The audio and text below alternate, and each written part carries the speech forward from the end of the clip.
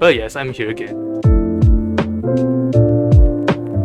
Today's video, I'm going to talk about how do you try to install Linux. Not to say that you can actually install Linux straight away, but there's a few ways that you can actually install and trying out if it's actually worth for you to actually using it or not. So yeah, first thing that you need is basically like a spare hardware. I'm not recommending using your own hardware yet, but if you have a spare laptops or PC, like me, I'm using a HP. Like for example,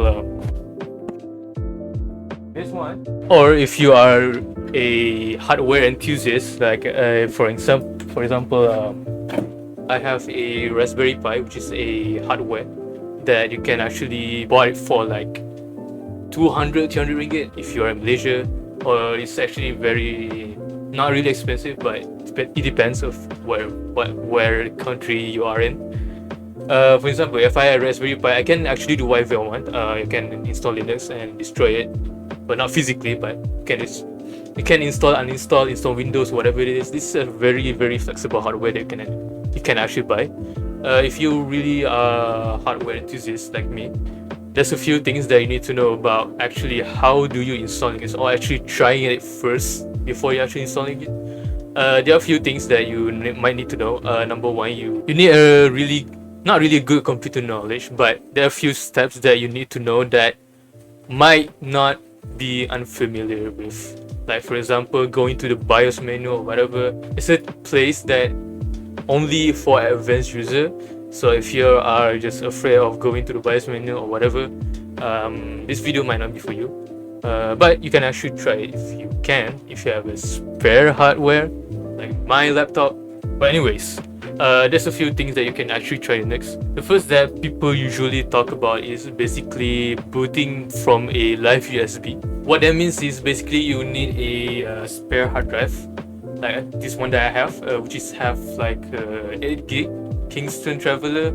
It's definitely a bit smaller, but the thing is that most Linux distro have like less than 2 gig. You might need like only 8 gigs of space from the USB drive to actually install, to actually flash a bootable USB drive, what do you call it. So you don't really need a big space. Actually, it's not very expensive today. You can get buy one from Lazada or Shopee and actually get a USB drive. You can put this on your laptop or PC, and then you need a program like a Rufus or Ballerina Etcher or whatever you want that can flash your distro Linux to your USB drive. You can use Ballerina Etcher for more user friendly, or you can use Rufus for advanced user. You can go to the first step, which is choose your USB drive. In this case, my Kingston, and then you can go to the step 2, which is basically choose a file to flash into your USB drive. If you have downloaded a Linux distro, basically usually commonly as .iso, and step 3, you can just flash it. Now you actually flash the drive, and now what you need to do is basically shut down your PC or laptop, and then you can turn on your PC or laptop and smash all the keys, function keys that are on the top. Actually, don't do that first. Basically, you need to know is what keys that it can boot into BIOS menu. Some manufacturer or some motherboards or some laptops have different type of key to actually go into the boot menu. Some people say it's delete key, some people say it's F2 or F10. It can be vary from the manufacturer itself, so you have to research a little bit. In this case, my HP is actually boot from me pressing F2. After you go into the boot menu, you go to the security, and first is to disable secure boot. Now, this is kind of like a very scary. Most Linux distro, it requires you to actually disable secure boot because of depends on what you download. Linux is generally safe to actually boot from Linux, so you don't really need to panic about it's actually disabling secure boot or not. After disabling the secure boot, you can go to the boot menu and choose the USB drive that you are connecting to your PC right now, and then you can go to the boot priority to the top and then save all the changes by pressing F10 or whatever that the instruction at the bottom says save and exit. If you are successful, you might notice that if you're going to boot that into your USB drive, you go into this boot menu.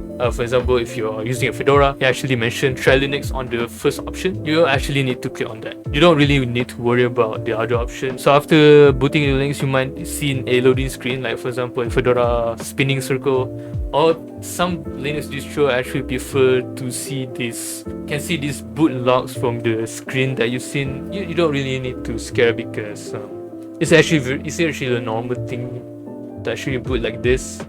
And then after all of this stuff that shoving on your screen, you can actually see the desktop. Wow! Like for example, if you're using Linux Mint or whatever, or Fedora, any Linux distro, it actually boots right into the desktop. It's like, wow. Isn't that usually Windows actually like going to the setup first and then go to the desktop? Well, not really. So Linux has this advantage of basically booting up to your desktop first. You can actually trying out without actually installing to your PC first. If you actually remove the USB from your PC or laptop and then boot again, it just going boot into your old Windows installation. So you don't really need to worry about it. So if you are successfully booting into a Linux, into a desktop environment, congratulations, you are actually booting into Linux. Some setup installer actually have two options, like try using this and also setup installation. I recommend you to actually try it first, and then if there is a graphical glitch or there might be some desktop that you don't like, you can pretty much just remove the USB and just go into another Linux distro and then try again. You can actually go to the start menu. You can actually go to the browser like Firefox, actually try if your network is actually okay. And look, there's no Microsoft Edge. Wow, very nice. You can actually just install Google. You can install anything at this point. You can try it, install a software that you like for example Blender, like GIMP, or any software that you might need to actually work on the Linux desktop environment. You can actually try to install it first and see if it works. It doesn't work, well, you might probably need to go to another distribution and try it out again. Yeah, that's the benefit of using Linux. Basically, you can actually try using Linux just from booting a USB disk. After trying everything, if you think you like the desktop environment and you like the way it is, you can try and hit install Linux into your PC. Now at this point, trying to install a PC is straightforward as you can imagine. There's a bit of disclaimer though. If you're trying to install it fresh, they might format your partition, format all of the entirety of your disk, which you might have like a Windows installation as well. There's a couple of tutorials actually how to install a Windows alongside Linux, which is basically what's the next segment is, basically dual booting. So dual booting is a really good way to actually, you can use Windows alongside with Linux into a same hard drive. So basically basically you have to separate your partition with Windows. There's a few ways to actually, you can actually go to other tutorial which is far better than mine. Actually make sure that your Windows installation is basically smaller, have enough space for Linux to actually install on that particular space, so that when you try to install it doesn't like running out of space, or just Windows trying to mess you up on the Windows update and then suddenly it increase like 10 gigs of updates for no reason. I mean, that happens sometimes. And then you can reduce it using a built-in Windows partition manager. You might leave your installation of Linux separately, at least 10 or 20 gigs of space. You don't really need much Linux installation. Generally, Linux installation is far smaller than your typical Windows installation, which is like 50 or 60 gigs of installation when you actually install your Windows. Depending on what software that you're trying to install, is it going to be a Steam games or whatever, you might need to have more space. For example, after you reduce your Windows partition, you can go ahead and using the steps that I mentioned just now, install USB, boot from USB, going to the BIOS menu, and then a few advantage and disadvantage. One is that you can actually using Windows and Linux at the same hard drive. So if you are worried like you have a software that you need to install on Windows, you can just go back to the boot into Windows. And then if you are just software that requires to use Linux, you can just boot into Linux. And yeah, it's very cool method to actually using Linux and Windows at the same time. But there's a few problems. You can use both at the same time, which is obviously it's called dual booting for a reason. It's booting either Windows or Linux, but not at the same time. So that's kind of a drawback that you have to do it. That's all about dual booting. The next thing that's actually pretty cool is using a virtual machine. Using a virtual machine is really great to actually using Linux without actually going through all the boot menus and all that stuff. If you don't know what virtual machine, it's basically a sandbox environment that you can actually install into a separate system, and hence is why it's called a virtual machine. So virtual machine is basically like a computer inside a computer. I don't know how to explain it, but basically if you're installing few operating system, like for example if you want to install Ubuntu, for example, you can use a VirtualBox or VMware or whatever software that you can actually use to actually virtualize the operating system. And you can actually using Windows instead of Windows if you really want to, but it's gonna be slow. You can actually try using Linux inside your Windows, and if it's really good, you can actually install it directly. But there's a bit of disadvantage. Like for example, if you're using virtual machine, it has a very hefty requirement. Like for example, if you have like a very weak CPU, oh yeah, it actually depends on the CPU. If your CPU supports virtualization. Now, most modern CPUs actually support virtualization out of the box. But if you have a old hardware, like for example PC, you bought a PC from 2008, or actually laptop like way before, it's going to be hard because most CPUs of that era doesn't support virtualization, which is basically a no-go for you if you want to try out using a virtual machine. So make sure if you try out the virtual machine, make sure that your CPU actually supports virtualization. If not, well, this method is probably not working for you. You probably have to use a dual boot instead. So yeah, like for example, basically it's just a matter of going to install a VMware or VirtualBox and then download a distribution of your liking, and then you can install the Linux through your virtual machine, and it just works.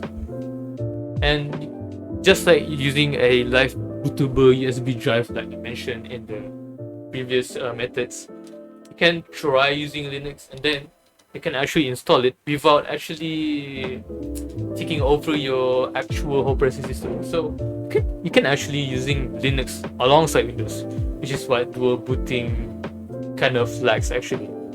So the only thing that I think of disadvantage is basically it's a sandbox environment. If you want to transfer your files into it, and there's a few tools that you can actually do, but most of the time if it's a sandbox environment, as everything inside a sandbox stay inside there. So if you want to transfer your file into a Linux, you might probably have a hard time to do it. You have to go through some setup option that you have to go through before actually trying to transfer your files into Linux environment. So yeah, another disadvantage is obviously a slower system than, let's say, dual booting. If you're using a virtual machine, it kind of suffers from a graphics, especially it's slow, sluggish, and sometimes not responsive. If you're using virtual machine, you can go ahead and actually increase the cores that you're actually using, but for the most part, it doesn't as performant as using as a dual boot. So yeah, that's one of the disadvantage. Now, this is the only methods that like typical commonly used for a lot of people who wanted to try Linux. I hope that this experience gives you a little bit of a taste of what Linux experience is going to be. If you actually really don't like for 1 month later of using it, that's actually okay, because at least you know how to actually using Linux and you are aware that Linux exists. Unlike some people who don't know about Linux, they don't know about macOS or Windows as a major desktop environment, or people saying that Linux is very hard to install or very hard to use. You know, I don't really blame them, because what people see like this command line or hacking, whatever it is, if you are just curious on Linux, just try it and see if it works for you. If it doesn't work, that's okay. Windows is still a great operating system, in my opinion. I think that's pretty much it. See you guys in the next video, I guess. Hopefully I know how to make videos again. Okay, bye.